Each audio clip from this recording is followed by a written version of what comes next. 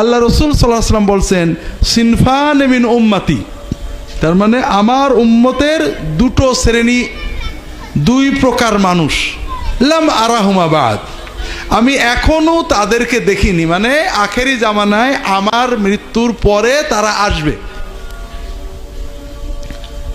তাদের এক শ্রেণী কারা? কওমুন, কিছু মানুষ, তাদের হাতে বেআইদিহিম আসওয়াত, তাদের হাতে ছড়ি, মারার কিছু থাকবে, মানুষের মারার।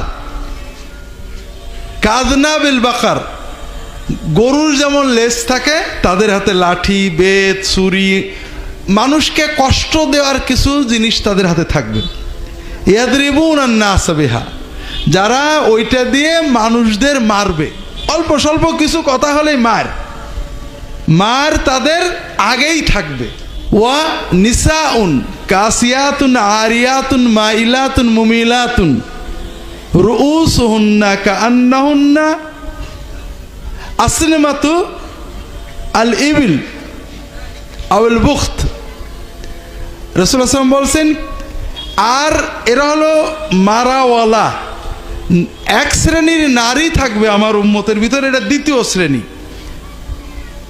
যারা কাপড় পরে থাকবে কিন্তু ন্যাংটো থাকবে। কাসিয়াতুন আরিয়াত, কাসিয়া মানে কাপড় পরা, আরিয়াত মানে ন্যাংটো। এক শ্রেণীর মহিলা যারা কাপড় পরা থাকবে কিন্তু ন্যাংটো, তার মানে তাদের কাপড়গুলো হয় টাইট, নইলে এত সংক্ষিপ্ত যে মনে হবে কিছুই পরা নেই। কাপড় পরেও তাদেরকে ন্যাংটোই মনে হবে।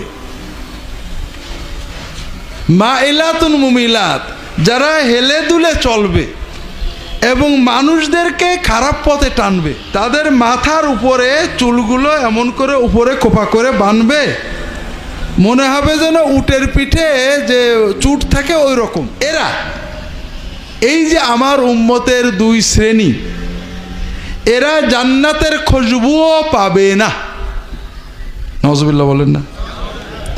যদিও জান্নাতের খুশবু হাজার হাজার মাইল দূর থেকে পাওয়া যাবে, কিন্তু এই শ্রেণীরা এত হতভাগা, আমার উম্মত হওয়ার পরেও এরা জান্নাতের খুশবুও পাবে না।